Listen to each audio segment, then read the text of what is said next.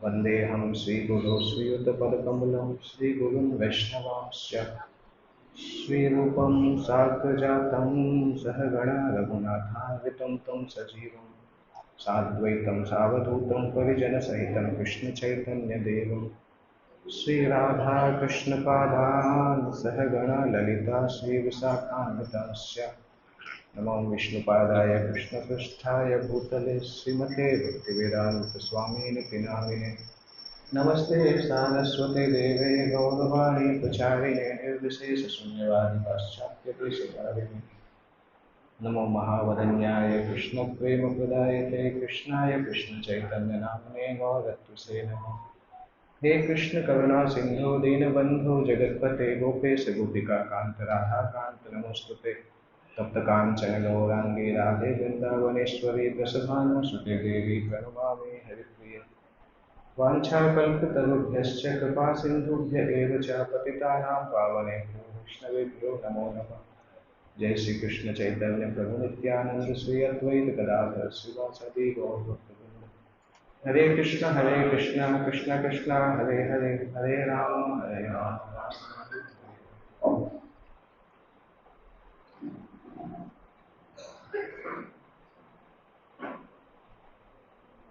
हरी बोल।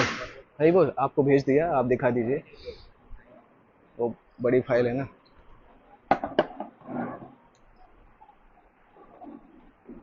अभी आ गया आपको मोबाइल पे। हरे कृष्ण। तो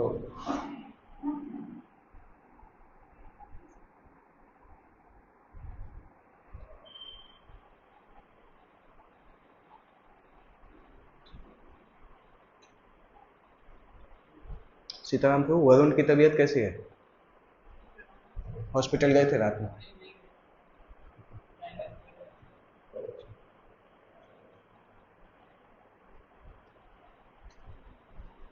ओके। आज कल शाम को मैं डिस्कस किया था सीताराम प्रभु से, तो मैं सोचा था ये टॉपिक डिस्कस करने का, जो अभी कुछ समय में आपके ऊपर आपको दिखाई देगा। अभी अनमैनिफेस्टेड अवस्था में है, बाद में मैनिफेस्ट होगा शंकर से निताई प्रभु की इच्छा से। तो ये टॉपिक मैं एक्चुअली, मुझे टॉपिक अच्छा लगा, परंतु इस टॉपिक को बनाने में मेरा कोई योगदान नहीं है। जो पीपीटी बना है वो गूगल एआई ने बनाया है। इस टॉपिक के जो नोट्स मुझे मिले थे वो करीब 7-8 साल पहले राधे श्याम प्रभु की एक क्लास सुनी थी, उससे जो नोट्स बनाए थे वो नोट्स हैं। मैंने केवल उन नोट्स को एआई में डाला है, उसने पीपीटी बनाया है।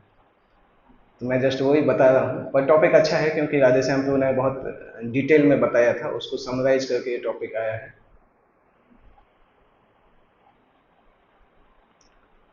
तो करीब 2016-17 के लगभग एक बार जब मैं पूना गया था, तब राधे श्याम को इस टॉपिक पे सेमिनार कर रहे थे। सेमिनार या हो सकता है एक सेशन हो, मैंने एक ही सेशन अटेंड किया था। तो उसमें उन्होंने बहुत अच्छे से वर्णन किया था कि शास्त्र में कहाँ कहाँ पे दिया गया है कि कौन कौन से अनर्थ पे कैसे कार्य करना चाहिए। उसका डिटेल वर्णन था। इसी नाम से, ओवरकमिंग ऑब्स्टेकल्स इन डिवोशनल सर्विस, इस नाम से एक पुस्तक भी है, आप लोगों ने देखा होगा। हिज होलीनेस सतस्वरूप दास गोस्वामी महाराज ने एक पुस्तक लिखा है इस नाम से, बहुत पहले लिखा था, अभी शायद वो पुस्तक प्रिंट में नहीं होगी। तो हो सकता है राधे श्याम प्रभु ने उसमें से थीम लिया हो। तो ये टॉपिक भी, चूंकि हमारे पास समय 8:30 तक का ही है, जितना भी कर पाएंगे करेंगे, पर ये पीपीटी मैंने शंकर चंद्र को भेज दिया है, तो उसमें से आगे पढ़ भी सकते हैं। श्रील प्रभुपाद से एक बार उनकी एक शिष्या ने पूछा था कि प्रभुपाद, भक्तों के साथ रहना तो बहुत कठिन है और स्पिरिचुअल लाइफ भी बहुत कठिन है। तो प्रभुपाद ने सिंपल आंसर दिया था कि स्पिरिचुअल लाइफ तो कठिन हो सकती है, परंतु मटेरियल लाइफ इम्पॉसिबल है, असंभव है। तो आध्यात्मिक जीवन में भक्तों के साथ रहना थोड़ा कठिन हो सकता है, परंतु भक्तों के बिना रहना और भक्ति जीवन से बाहर रहना प्रैक्टिकली इम्पॉसिबल है। भक्तों के साथ में रहने में कठिनाई कब आती है? क्योंकि जब हम नए रहते हैं भक्ति में, तो भक्ति में बहुत टेस्ट आता है, क्योंकि भगवान भी वो टेस्ट प्रदान करते हैं हमें कि जिस कारण से हम भक्ति के रस को समझ के उसमें लगे रहें। तो शुरू शुरू में जो भक्त आते हैं उनके अंदर श्रद्धा बहुत होती है, सभी को प्रभु जी बोलते हैं, और एक समय आता है धीरे धीरे खुद प्रभु बन जाते हैं। तो वो जो दूसरे को प्रभु बोलने की बजाय अपने आप को प्रभु समझने का जो ट्रांजिशन होता है, उसके कारण से आध्यात्मिक जीवन में स्ट्रगल चालू हो जाता है। तो कभी कभी न्यू कमर को बहुत ज़्यादा हायर टेस्ट आता है भक्ति में। नए लोग जितने अच्छे से डांस करते हैं, पुराने लोग नहीं करते, पुराने लोग किनारे पे खड़े रहते हैं। तो कई बार वो होता है कि जब नए नए रहते हैं तो बहुत अच्छा लगता है, और धीरे धीरे 2, 4, 5 साल भक्ति करने के बाद फिर माया देवी कान में बोलना चालू करते हैं कि चैतन्य महाप्रभु जैसा डांस करते हैं वैसा तुम कभी नहीं कर पाओगे जिंदगी में, तुम्हारे बस की बात नहीं है। तो उस समय चूंकि हम भक्तों के संग में भी थोड़ी हमारी एक्सपेक्टेशन हो जाती है, जब हम अपने आप को डिवोटी समझने लगते हैं तो हमारी आशाएं बढ़ जाती हैं अपने आप से। शुरू में वो आशा नहीं रहती है। अगर आप पहली बार जाएंगे, कोई किचन का इंचार्ज आपको डांट देगा कि नहीं यहाँ बैठो, तो नया व्यक्ति, कुछ नया बच्चा समझ जाता है कि सीनियर भक्त ने डांटा। मैं तो 2-4 साल बाद उसी व्यक्ति को डांटो तो वो जवाब देता है, क्योंकि हमारी एक्सपेक्टेशंस बदल चुकी हैं। उसका ये मतलब नहीं कि सीनियर्स उसको डांटते रहें, परंतु जो भक्ति करने आया है उसको समझना चाहिए कि हमारी एक्सपेक्टेशन बदल जाती है एक्चुअल में। एक छोटे से 7 साल के एक बच्चे, एक प्रभुपाद जी के एक शिष्य थे, उनके एक छोटे बच्चे थे, 8 साल के थे या 8-9 साल के थे। तो उनको प्रभुपाद जी ने सेवा दिया था, कार की सफाई करने का सेवा। तो दानवीर महाराज ने जब ज्वाइन किया तो प्रभुपाद ने बोला, उनका नाम एकेंद्र प्रभु था, छोटे बच्चे का नाम। प्रभुपाद ने बोला आप एकेंद्र प्रभु के पास जाके सेवा करिए, उनके साथ गाइडेंस में जाके सेवा करिए। अब दानवीर महाराज 25 साल के थे, जो डिपार्टमेंट का एचओडी था वो 8 साल का था। तो जब वो तो ढूंढते हुए गए कि एकेंद्र प्रभु कौन है, तो जब देखा तो छोटा सा बच्चा है 8-10 साल का, और वो इनको बता रहा था कि प्रभु जी आपको ये वाली कार में सफाई करना है, यहाँ सफाई करना है। और ये पहला ही दिन था इनका प्रभुपाद से मिलने का।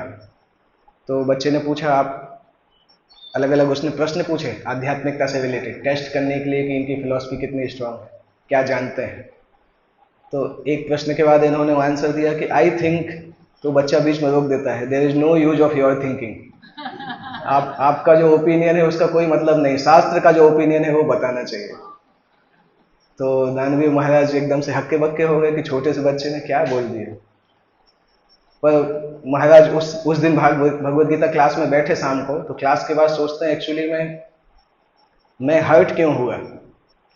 तो फिर उन्होंने सोचा कि एक्चुअली आत्मा को तो कुछ बोला नहीं, उसने शरीर को ही बोला, और जो बोला सही बोला, तो फिर मैं हर्ट क्यों हुआ। तो उन्होंने बताया कि जो हमारा फॉल्स ईगो है वो हर्ट होता है, क्योंकि हम अपने फॉल्स ईगो से अपने आप को आइडेंटिफाई करते हैं, इसलिए हम हर्ट होते हैं। तो इसलिए ज़्यादातर भक्तों के साथ जो समस्या आती है वो इसी कारण से होती है कि हमारा भी ऑनगोइंग स्ट्रगल है अपने खुद के मिथ्या अहंकार के साथ, और हमारी बॉडी की, माइंड की, बुद्धि की लिमिटेशंस भी हैं, और साथ साथ इम्प्योरिटी भी है। तो ये जो फेज होता है उत्साहमयी फेज, उत्साह मतलब एंथुजियास्टिक, उत्साहमयी तो एक अलग अवस्था है, एंथुजियास्टिक फेज होता है भक्ति में, और उसके बाद एक फेज आता है नथिंग न्यू मोर। तो इन 2 फेज के बीच में जो ट्रांजिशन होता है, वो ट्रांजिशन भगवान ने भी लिखा है, आचार्यों ने भी लिखा है कि ये बोनाफाइड ट्रांजिशन है। ऐसा सबके जीवन में होता है कि शुरू में उसको टेस्ट आएगा, फिर उसका टेस्ट कम होगा, परंतु फिर जब वो भक्ति की क्रिया अच्छे से करेगा तो जब वो टेस्ट आएगा फिर परमानेंटली वो आएगा।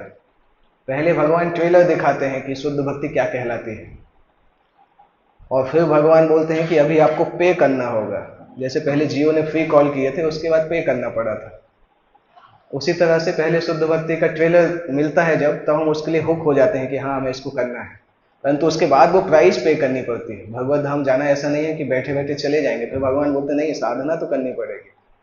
पर जब साधना करते हैं उसके बाद जब टेस्ट आना चालू होता है तो वो टेस्ट लॉन्ग लास्टिंग होता है, क्योंकि वो हमारे अंदर की शुद्धता से ही आता है। तो जितना टेस्ट आएगा उतना फिर भक्ति में हम लगे रहेंगे। नेक्स्ट स्लाइड कर सकते हैं, यही हम डिस्कस कर रहे थे। तो भक्ति में प्रोग्रेस का जो माप है वो यही है कि हम कितना इन अनर्थों के साथ लड़ सकते हैं। जैसे ये कोट है कि जो व्यक्ति नदी के प्रवाह के खिलाफ जाता है वो जानता है कि नदी का प्रवाह कितना शक्तिशाली है। जो साथ में बहता है उसको पता नहीं चलता। जब पहली बार वो खड़ा होता है तो जब हम माया के साथ साथ बहते रहते हैं तो हमें कुछ पता नहीं चलता माया कितनी स्ट्रांग है। जब एक बार खड़े होते हैं कि नहीं अभी कृष्ण के पास जाना है, तब पता चलता है माया कितनी स्ट्रांग है। और माया के साथ स्ट्रगल करने का एक और मतलब है कि ये तो एटलीस्ट समझ में आता है कि हम नदी के प्रवाह के खिलाफ जा रहे हैं। संसार के लोग जिस दिशा में जा रहे हैं उसके खिलाफ हम जा रहे हैं, तो वो स्ट्रगल तो होगा। और जितना रेजिस्टेंस माया के द्वारा हमें ऑफर किया जाता है उतनी हमारी एनर्जी भी बढ़ती जाती है। अगर हम भक्ति करते हैं तो उसको फाइट करने की एनर्जी भगवान सप्लाई करते रहते हैं। तो प्रैक्टिकली माया शक्ति को भी भगवान नहीं दिया है। माया शक्ति भगवान की शक्ति उन्होंने एम्प्लॉय किया है कि आप किस प्रकार से बद्ध जीवों को टेस्ट करो, और यहाँ से भगवान मदद भी करते हैं पीछे से। और जब भगवान देखते हैं कि ये व्यक्ति सफिशिएंटली सिंसियर हो गया, फिर माया देवी को बोल देते हैं अभी डिस्टर्ब करने की जरूरत नहीं, सफिशिएंट टेस्टिंग हो गया है, अभी इसको डिस्टर्ब मत करो। तो सब भगवान के द्वारा ही ऑर्गेनाइज किया गया है। परंतु भगवान चाहते हैं कि जीव हमारे पास आए, परंतु ये नहीं चाहते हैं कि जैसे इम्प्योर अवस्था में वैसा का वैसा आए। इसलिए भगवान ये प्लान करते हैं। कोई बोल सकता है कि भगवान तो पॉलिटिक्स कर रहे हैं, माया को उस तरफ से लगाया और पीछे से मदद कर रहे हैं, तो दोनों साइड से भगवान कार्य कर रहे हैं। परंतु वो कार्य हमारी शुद्धता के लिए कर रहे हैं, क्योंकि भगवान नहीं चाहते कि हम इसी अवस्था में भगवत धाम जाके वहां पे भगवान के जो शुद्ध भक्त हैं उनको डिस्टर्ब करें। ऐसा नहीं हो कि हमारी राधा रानी के साथ ही हमारा लड़ाई हो जाए या उनके साथ ही हम कंपटीशन करने लगे, वो भगवान नहीं चाहते हैं। इसलिए उसके लिए भगवान ये पूरा प्लान करते हैं कि जब तक पूरे शुद्ध नहीं हो तब तक यहाँ मत आना, नहीं तो हम मेरे बाकी भक्त डिस्टर्ब होंगे। तो पूरा भक्ति जीवन अगर उस प्लान से देखें तो ये भगवान के प्लान के साथ चलता है, और जिस दिशा में भगवान ले जाना चाहते हैं उस दिशा में ले जाएंगे तो हम आसानी से भक्ति जीवन में आगे बढ़ भी सकते हैं। Next slide. तो कोई बाधा केवल बाधा तभी कहलाती है जब हम अपने लक्ष्य से थोड़ा सा दूसरी तरफ जाते हैं, तब हमें बाधाएं दिखाई देती हैं। इसके लिए प्रभुपाद जी कई बार श्लोक बोलते थे, कृष्ण सूर्य सम माया हो अंधकार। उस वही कॉन्सेप्ट है कि जब हम ऑफ द गोल देखते हैं तब हमें ऑब्स्टेकल दिखाई देते हैं। उसको किस पर्सपेक्टिव में लेना चाहिए वो यहाँ पे 3 तरीके लिए गए हैं। एक उदाहरण दिया गया है विषय तरंग। भौतिक इच्छाएं जो हैं वो समुद्र की तरंग के जैसे आती हैं। तो जो बहुत अच्छे सर्फर होते हैं वो समुद्र की लहरों को तो नहीं रोकते हैं, परंतु लहरों को हैंडल करते हुए आगे बढ़ना सीख जाते हैं।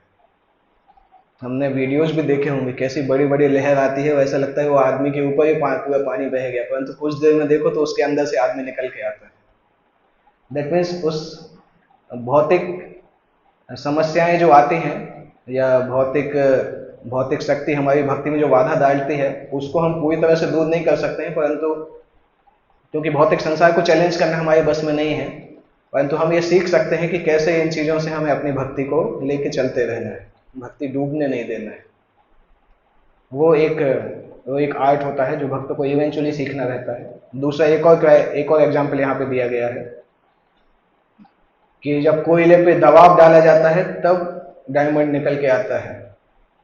हमने कुछ समय पहले डिस्कस भी किया था, जब भक्त के अंदर प्रेशर डाला जाता है तो उसके अंदर के अच्छे या गुण निकल के आते हैं।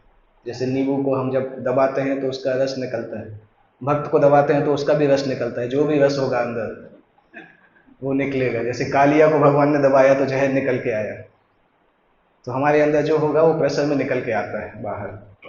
जब प्रेशर आता है तो निकल के आता है। हमने प्रैक्टिकली देखा भी है, कभी कोई भक्त फ्रस्ट्रेट होता है, उसको कोई सेवा दो तो एकाएक चिल्लाने लगता है, अरे शर्म नहीं आती, मुझे ही बोलते रहते हो, ये सब।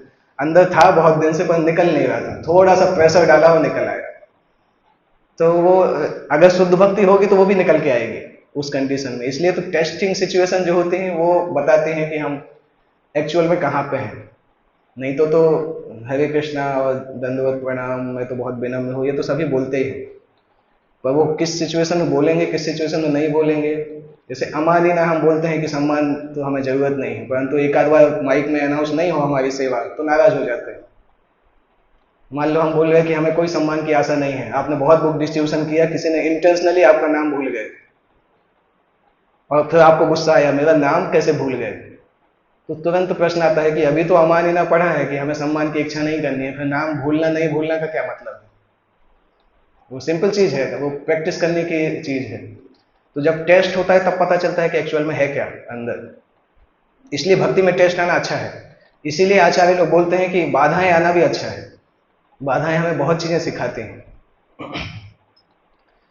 ये भी सिखाती हैं कि हमारा फोकस श्री श्री राधा कृष्ण की सुंदर सेवा के अलावा और कहीं नहीं होना चाहिए, क्योंकि बाकी सारी चीजें आएंगी और जाएंगी, परंतु भगवान की सेवा जो है वो चलती रहेगी।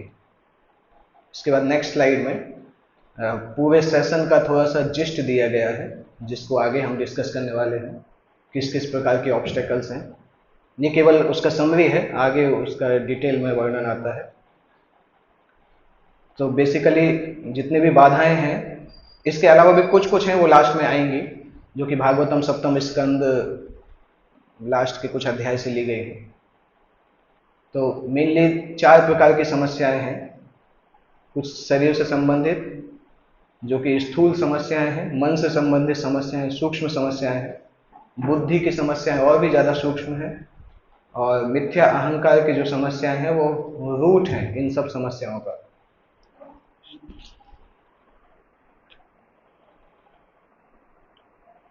शरीर से संबंधित समस्याएं जो हैं वो मुख्य रूप से काम, क्रोध, लोभ, ये मेजर समस्याएं हैं शरीर से संबंधित। और शरीर से संबंधित समस्याओं का, बाधाओं का एक वो होता है कि जैसे इंद्रिय भोग की वस्तुएं दिखती हैं तो वो पर्टिकुलर समस्या सामने आ जाती है। तो जैसे ही सेंस ऑब्जेक्ट सामने रहता है वो अनर्थ सामने आ जाता है। कई बार हम फील करते हैं कि वो अनर्थ चला गया है, बहुत दिन तक नहीं आता है, परंतु उससे रिलेटेड जैसे ही इंद्रिय का विषय सामने आएगा फिर से वो आ जाता है, क्योंकि वो अंदर रहता है। कई बार ये अनर्थ इतने भी सूक्ष्म रहते हैं कि हम खुद ही नहीं समझ पाते कि हमारे अंदर है भी कि नहीं। वो जब आता है तभी पता चलता है। इसी तरह से मन से संबंधित समस्याएं जो हैं, मन की मेन समस्या है संकल्प विकल्प, क्योंकि मन एक जगह पे स्थित नहीं रहता है। इसलिए जो भी समस्याएं आती हैं, बहुत सारी समस्याएं आती हैं, परंतु उसका रूट का कॉज यही होता है संकल्प और विकल्प, सोचना और फिर दूसरी चीज सोचना, फ्लिकरिंग माइंड जिसको बोलते हैं। और शरीर की समस्याओं को हैंडल करना थोड़ा आसान होता है, परंतु मन की समस्याओं को हैंडल करना उससे भी कठिन होता है, क्योंकि भगवान बोलते हैं चंचलम ही मनः कृष्ण प्रमाथि बलवद दृढ़म्। इसके बाद बुद्धि से संबंधित समस्याएं आती हैं, जो कि मुख्य रूप से डाउट, संदेह, और स्लीप का मतलब लिटरली ऐसा नहीं है कि सोना, स्लीप का मतलब अज्ञानता, क्योंकि अगर सोना मतलब होता तो वो बॉडी के उसमें आता, परंतु बुद्धि में आ रहा है मतलब अज्ञानता से संबंधित है। और इसका कारण होता है कंटेमिनेटेड इंटेलिजेंस, बुद्धि के अंदर जो कंटेमिनेशन है। इसके बाद फॉल्स ईगो की जो समस्या है वो इसके कारण आती है कि हम अपने आप को मैटर से आइडेंटिफाई करते हैं, और वो ऑब्स्टेकल नेचर के द्वारा डिजाइन की गई है, क्योंकि फॉल्स ईगो हमारा मुख्य जंक्शन है। आत्मा और शरीर के बीच का जो जंक्शन है वो फॉल्स ईगो है। वहां पे आत्मा और शरीर एक दूसरे से संपर्क में आते हैं। तो उसको दूर करने के लिए फिर हमें अपनी वास्तविक आइडेंटिटी के पास पहुंचना पड़ता है। तब फॉल्स ईगो की समस्याएं दूर होने में सबसे ज्यादा समय लगता है, क्योंकि उसके लिए उस लेवल तक पहुंचना पड़ता है जब हम अपने आप को कृष्णदास के जैसा रियलाइज करने लगे। ये जो समस्याएं हैं ये भी उसी स्तर से हैं, कौन सी समस्या पहले खत्म होगी, कौन सी बाद में खत्म होगी। तो अहंकार से संबंधित जो समस्याएं हैं वो सबसे लास्ट में खत्म होने वाली हैं, क्योंकि उसके लिए डिमांड होता है कि आप अपने आप को कृष्णदास जैसा रियलाइज करें। दैट मीन्स शरीर के स्तर से ऊपर उठना पड़ता है, तब वो अहंकार के स्तर की समस्याएं पूरी तरह से खत्म होती हैं। ऐसा माना जाता है कि सारे के सारे अनर्थ प्रैक्टिकली बहुत कम हो जाते हैं जब हम निष्ठा की स्थिति में पहुंचते हैं, परंतु पूरी तरह से खत्म होने के लिए भाव की स्थिति तक पहुंचना होता है। भाव की स्थिति के अंतिम स्टेजेज में वो खत्म हो जाता है, सारे अनर्थ खत्म हो जाते हैं, जिसको हम पूर्ण अवस्था बोलते हैं, पूर्ण शुद्धि की अवस्था। उसके बाद जो अनर्थ होता है वो भौतिक शरीर की भौतिक अवस्था के कारण होता है। जब व्यक्ति जीवन मुक्त होता है तब भी उसमें एक तरीके का अनर्थ होता है, जो कि वास्तविकता में अनर्थ नहीं, परंतु चूंकि उसने भौतिक शरीर लिया है इसलिए भौतिक शरीर के लिमिटेशन से वो अनर्थ क्रिएट होता है। और जब व्यक्ति शुद्ध भक्त जब शरीर त्याग देता है तो उसको आत्यांतिक सिद्धि बोलते हैं। जब वो उसने भौतिक शरीर का भी त्याग कर दिया है, वो पूरी तरह से चला गया है। तो अभी हम एक एक करके इसमें चलते हैं। उसके पहले एक से ये समझना चाहिए कि every fall down is not the fall down, ऐसे स्टम्बलिंग इज नॉट फॉलिंग। इसमें दो प्रकार के फॉल डाउन लिखे हैं। मटेरियलिस्टिक फॉल डाउन के बारे में है कि जब कोई व्यक्ति के लिए आध्यात्मिक सिद्धांत उसके साथ में नहीं होते हैं तो उसके ऊपर अगर कोई कठिन सिचुएशन आती है तो व्यक्ति टूट जाता है, पूरी तरह से डिस्ट्रॉय हो जाता है। और जब वो कभी भौतिक रूप से अच्छी अवस्था में आता है तब उसके अंदर जो अच्छे गुण है वो चले जाते हैं। प्रॉपर्टी कंसील्स जीनियस और एडवर्सिटी डिस्ट्रॉयर्स, ये दोनों कार्य होते हैं भौतिक सर्किल में। जब उसको सब कुछ अच्छा रहता है तो वो अपने ऊपर कार्य करना भूल जाता है, और जब सब कुछ गलत होता है तो डिस्ट्रॉय हो जाता है। जीवन की जो समस्याएं हैं वो वास्तविकता में जो हमसे कार्य कराना चाहती हैं भौतिकतावादी समझ ही नहीं पाता है कि उन समस्याओं को हमें कैसे हैंडल करना है, कैसे डील करना है। इसलिए कभी अगर साधक भी हिलता डुलता है, अपने अनर्थ के कारण गिरता है, परंतु साधक को यहाँ पे कंपेयर किया गया है रबड़ की बॉल के जैसा, और भौतिक व्यक्ति को जो कंपेयर किया गया है अंडा दिखाई दे रहा है इसमें, पर कोई भी ऐसा ऑब्जेक्ट जो कि गिरने से टूट जाता है। हाँ, कांच की बॉल बोल सकते हैं, नीचे गिरती है तो टूट जाती है, परंतु भक्त का जीवन जो है रबड़ की बॉल के जैसा है। क्योंकि भक्त सेवा करते करते अगर वो नीचे भी गिरता है तो भी भगवान रहते हैं संभालने के लिए, और भगवान जानते भी हैं कि उसने जो भी सेवा की है उसका वो वेस्ट नहीं जाएगी। इसलिए भक्त जिसके अंदर वो आध्यात्मिक शक्ति होती है, ऐसा नहीं है कि वो गलती नहीं करता है, परंतु उसके अंदर ये शक्ति होती है कि गलती करने के बाद बाउंस बैक कर लेता है, वापस आ जाता है। एस्ट्रोलॉजी की भाषा में उसमें बोलते हैं किसी के अंदर बहुत अगर स्ट्रॉन्ग गुरु बृहस्पति ग्रह का प्रभाव होता है तो वो समस्याओं से जल्दी बाहर आ जाता है। वो एस्ट्रोलॉजी का साइंस है। आध्यात्मिक साइंस में हम बोलते हैं कि अगर उसने आध्यात्मिक सिद्धांत को पालन किया है तो वो जल्दी बाउंस बैक करेगा, गिरेगा फिर से उठ जाएगा। एक बार मैंने परम पूज्य भक्ति प्रेम महाराज से पूछा था, जब बहुत पहले इस चीज़ के बारे में, तो महाराज ने एक एग्जाम्पल दिया था कि अगर आप घोड़े की दौड़ में शामिल हुए हैं तो एकाएक चलते चलते घोड़े ने आपको नीचे गिरा दिया, तो गिरने के बाद ये नहीं सोचेंगे कि मैं गिर कैसे गया, सबसे पहले ये देखेंगे कि दौड़ चल रही है, जल्दी से उठ के फिर से दौड़ना चालू करना है। तो वो भक्त का मनोभाव होता है। हम उसमें दिमाग लगातार नहीं लगाते रहते हैं कि अरे गिर कैसे गए, पहले ये पता करेंगे। इसलिए प्रभुपाद बोलते थे कि संसार में कैसे आ गए वो उतना जरूरी नहीं है, जाना कैसे है वो ज्यादा जरूरी है, उसको ज्यादा सोचना चाहिए। Next slide. तो अभी हम चलते हैं कि किस प्रकार से 4 प्रकार की जो समस्याएं हैं।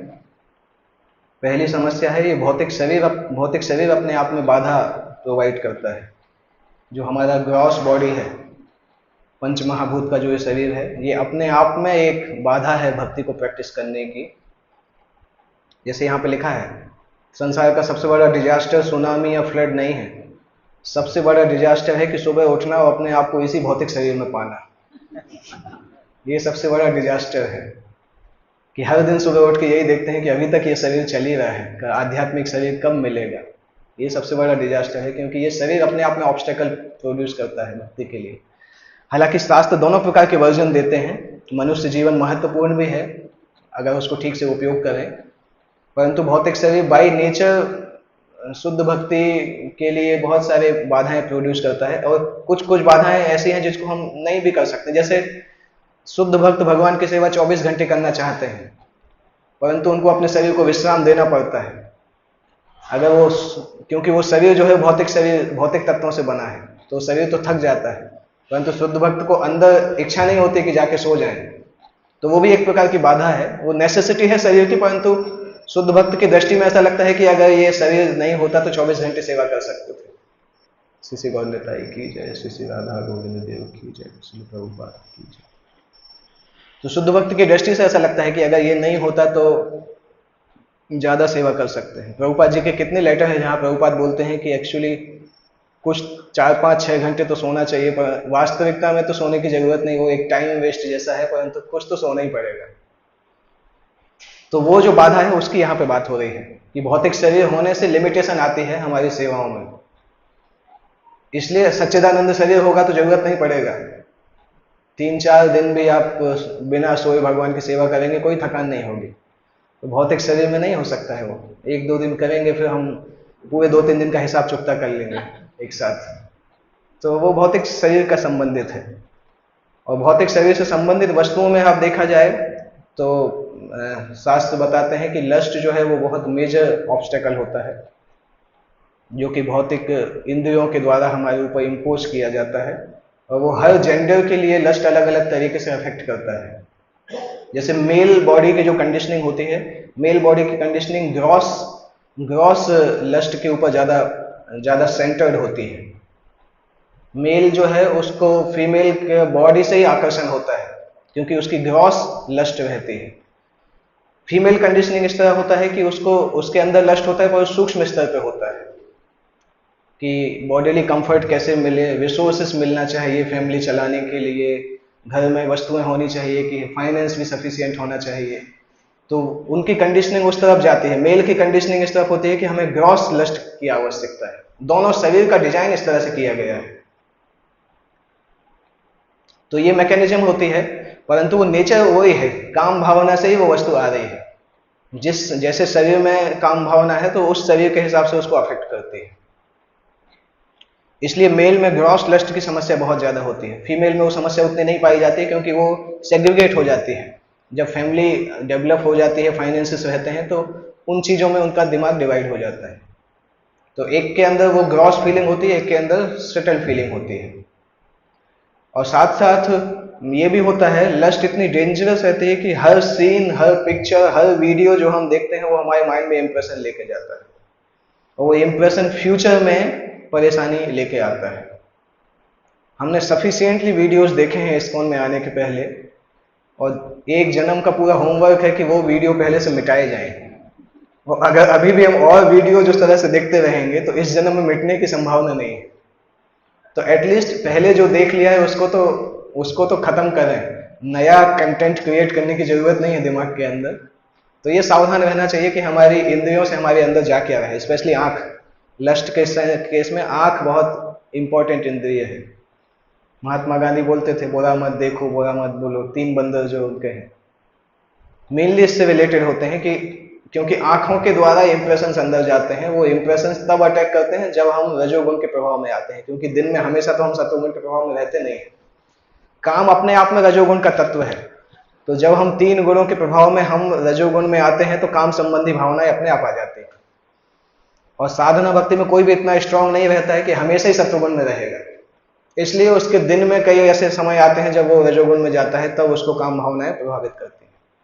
अगर कोई ईयर्स ऑफ साधना करता है, ईयर्स ऑफ सेवा करता है, तब फिर उसका हमेशा वो सत्वगुण मेंटेन कर पाता है। तब आप देखेंगे काम अपने आप ही कम हो जाता है, क्योंकि वो रजोगुण से ही संबंधित है। जैसे ही आप अपने आप को सत्वगुण में स्थापित करोगे तो काम अपने आप ही डाउन हो जाएगा, आपको पता नहीं चलेगा कहाँ गया।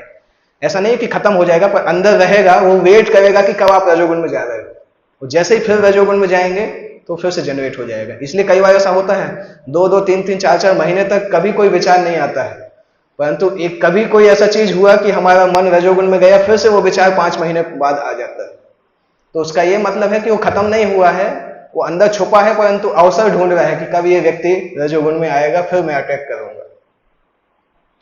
तो इसलिए 1-2 महीने की साधना करने के बाद भी हम ये नहीं समझ सकते हैं कि हम अभी सफिशिएंटली हो गए हैं और अभी कुछ नहीं होगा। ऐसा नहीं होता है। अगर ऐसा होता तो भरत महाराज पे कोई अटैक ही नहीं होता। भरत महाराज तो कितने अच्छे थे और कोई गलत भी नहीं किया था, दया भावना ही की थी और कुछ नहीं किया था, परंतु दया भावना से भी उनका पतन हो गया। हम सोच सकते हैं कभी कभी संसार के अच्छे गुण, जिनको हम दैवीय गुण पढ़ते हैं, उन दैवीय गुणों से भी भक्त का पतन हो जाता है। यूनिक एग्जाम्पल है। सामान्यतः पतन होता है काम, क्रोध, लोभ से। भरत महाराज का पतन हुआ दया दिखाने से। तो हमें देखना होगा कि कोई भी माया कोई भी वस्तु को उपयोग कर सकती है। अगर हमें लगता है कि हम बहुत विनम्र हैं तो माया विनम्रता के द्वारा हमारा पतन कर सकती है। अगर हमें लगता है कि मैं बहुत दयावान हूं तो दया के गुण को भी माया उपयोग करके हमारा पतन कर सकती है। विनम्रता के द्वारा कैसे पतन करेंगे? हमें बहुत फीलिंग आएगा कि हम सबसे ज्यादा विनम्र हैं, संसार में हमसे ज्यादा विनम्र कोई नहीं है। वो फीलिंग लगातार आएगा और उस फीलिंग के कारण प्राइड आएगा कि देखो मैं इतना विनम्र हूं कि मुझसे विनम्र कोई है ही नहीं। एक बार परम पूज्य जयप्रताप महाराज ने प्रभुपाद को लेटर लिखा था कि Prabhupada I am the most fallen person. Prabhupada ने बोला you can not be most anything, most fallen नहीं हो सकते आप। संसार में मोस्ट जो है वो कोई बद्ध जीव का ऐसा वो नहीं है।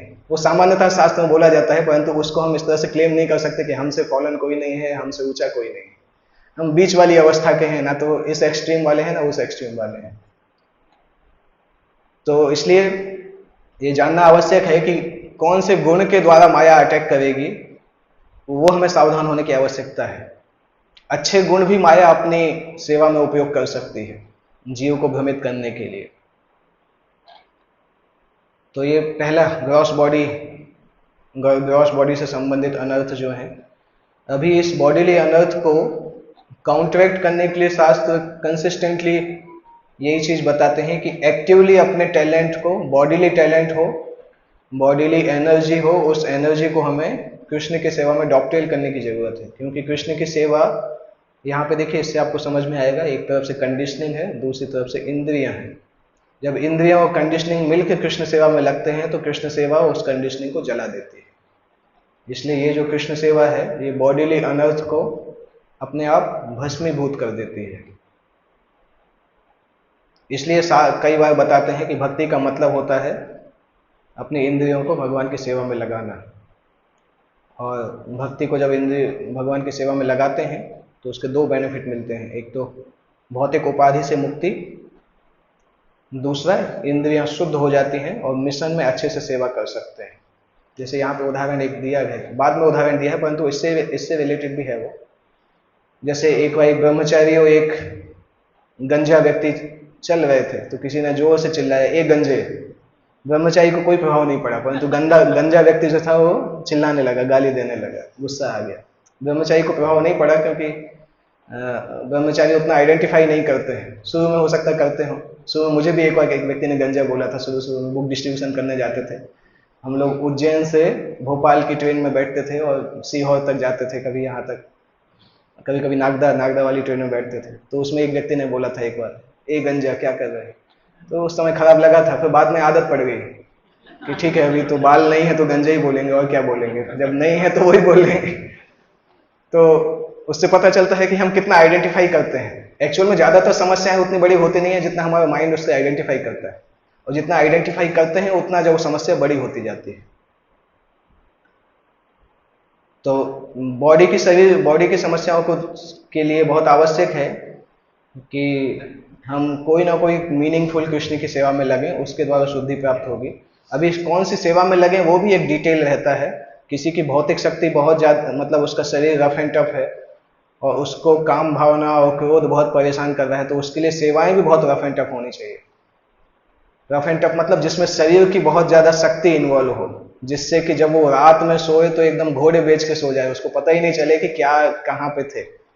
अगर इतनी स्ट्रांग सेवा कोई करेगा तो शरीर से संबंधित अनर्थ खत्म हो जाते हैं अपने आप। आप जाइए पूरे दिन भर ही भगवान के बर्तन साफ करिए, नहीं तो बुक डिस्ट्रीब्यूशन करने के लिए जाइए। अपने शरीर को इतना ज्यादा थका दीजिए भगवान की सेवा में कि आप जब आपको सोचने का मौका ही नहीं मिले, जैसे ही बिस्तर दिखे तो तुरंत 2 मिनट के अंदर नींद आ जाए। तो वो सबसे सेफ अवस्था है। खाली दिमाग जो होता है वो शैतान का घर रहता है। तो इसलिए शरीर से संबंधित समस्याओं के लिए बहुत अच्छा है हार्ड सेवाएं करना अच्छा है। उससे वो शरीर की समस्याएं, काम क्रोध ये सब कहाँ गायब हो जाते पता ही नहीं चलता है। वही एक कारण था कि प्रभुपाद जी अपने शिष्यों को बहुत एम्फेसाइज करते थे कि आप लोग, मेरे शिष्य लोग समाधि के लिए नहीं है। बोलते थे मेरे शिष्य लोग तो 16 माला नहीं कर पा रहे, ये समाधि क्या लेंगे। इसलिए कभी कभी प्रभुपाद के शिष्य जब कभी वृंदावन जाते थे, एकांत भजन करते थे, तो प्रभुपाद उसको डिस्करेज करते थे। एकांत भजन क्योंकि उनके लिए बना है जिन्होंने शरीर और मन को नियंत्रित कर लिया है कि वो एकांत में जाके भजन ही करेंगे, केवल भोजन नहीं करेंगे। उनके लिए एकांत भजन बना हुआ है। इसलिए प्रभुपाद अपने शिष्यों को बोलते थे कि हमारे अंदर इतना रजोगुण है कि वो हम नहीं कर पाएंगे। और हम जानते भी हैं, अगर हमसे कोई दे दिया जाए कि 1 हफ्ते आपको कोई काम नहीं करना है, आप 1 हफ्ते 64 माला करो, तब भी नहीं कर पाएंगे। कोई बोले कि आपको हम केवल भोजन दे देंगे, पानी दे देंगे, सोने का रहेगा, ना तो पैसा कमाने जाना है ना कुछ करना है, 64 माला हर दिन करो, तो भी नहीं कर पाएंगे। वो केवल बोलने की बात है कि मुझे सेवा के कारण टाइम नहीं मिलता इसलिए ये नहीं कर पा रहे हैं। अगर सब टाइम दे दिया जाए तो भी नहीं कर पाएंगे, क्योंकि वो गुण के प्रभाव के कारण है। उसके लिए हम तैयार नहीं हैं। इसलिए सेवाएं हमें पहले शरीर को शुद्ध करती हैं कि हम उस स्थिति में आए कि हम भजन को अच्छे से कर सकें। और प्रभुपाद के शिष्यों ने उस तरह से सेवाएं की, बहुत हार्ड सेवाएं की, इसलिए वो उस स्तर तक आए कि शरीर की समस्याएं, उस मन की समस्याओं को आसानी से निपटा सके, क्योंकि उन्होंने उतना इनपुट दिया उसमें। प्रभुपाद अपने शिष्यों को सोने भी नहीं देते थे कई बार। कौन, गुरु प्रसाद महाराज या कोई एक सन्यासी थे, वो प्रभुपाद से आके पूछते हैं, प्रभुपाद मेरा 16 माला करना बहुत मुश्किल हो रहा है। तो प्रभुपाद ने बोला क्यों? बोलते प्रभुपाद इतना सेवा होता है कि मुश्किल से 6 घंटे सो पाते हैं। तो प्रभुपाद ने बोला ऐसा करो, कल से 4 घंटे सो और 16 माला करो, सेवाएं कम करने की जरूरत नहीं है। तो महाराज को आश्चर्य हुआ। महाराज ने बोला प्रभुपाद हम तो उस स्तर पे नहीं हैं कि आपके जैसे स्तर पे हैं। तो प्रभुपाद ने बोला मैंने मना थोड़ी किया मेरे स्तर पे आने के लिए। किसने रोका है आपको मेरे स्तर पे आने के लिए? तो वो एक प्रभुपाद का जीनियस आइडिया था कि वेस्टर्न व्यक्ति इतने ज्यादा रजोगुण तमोगुण में हैं, जब तक उनके शरीर को स्ट्रांगली मिशन में नहीं लगाया जाएगा तब तक ये लोग सत्वगुण में नहीं आएंगे और ना तो भजन कर पाएंगे। इसलिए प्रभुपाद के समय में हम देखते हैं प्रभुपाद से कई इंडियंस कंप्लेन करते थे कि आपके शिष्य आपकी क्लास में सो जाते हैं। कारण यही था क्योंकि अगर हम सफिशिएंटली सत्वगुण में नहीं है तो हम भगवान के मैसेज को भी पूरी तरह से अच्छे से सुन नहीं पाते हैं।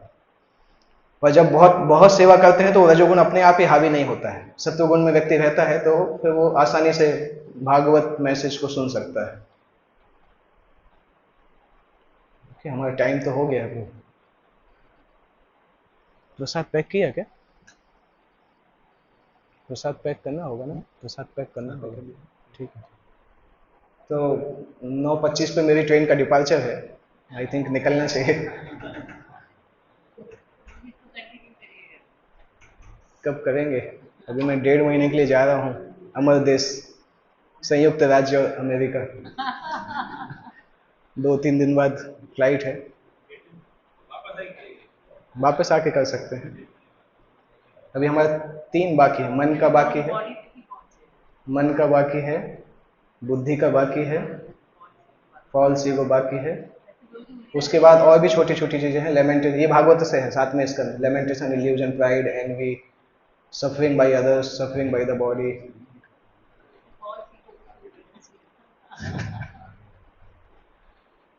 ये पीपीटी में दे सकता हूं तो आपको समझ में आ जाएगा, जब हम आएंगे तो डिस्कस करेंगे इसको। हाँ, ये मैं पीपीटी में मैसेज कर दूंगा, पीडीएफ फाइल है।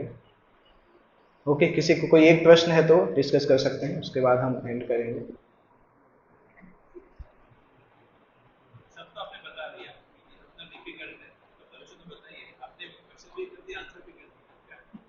मैंने बताया ना, भगवान की सेवा में लगे रहिए तो आसान हो जाएगा, क्योंकि भगवान पीछे से मदद करने के लिए तैयार है। अगर हमारा एटीट्यूड सिंसियर है तो भगवान मदद करने के लिए तैयार है। एक चीज समझना होगा, संसार की कोई समस्या इतनी शक्तिशाली नहीं है कि भगवान के ऊपर जा सके। उसके लिए कॉन्फिडेंस होना होगा कि कितनी बड़ी समस्या हो, परंतु भगवान से शक्तिशाली कोई समस्या नहीं है।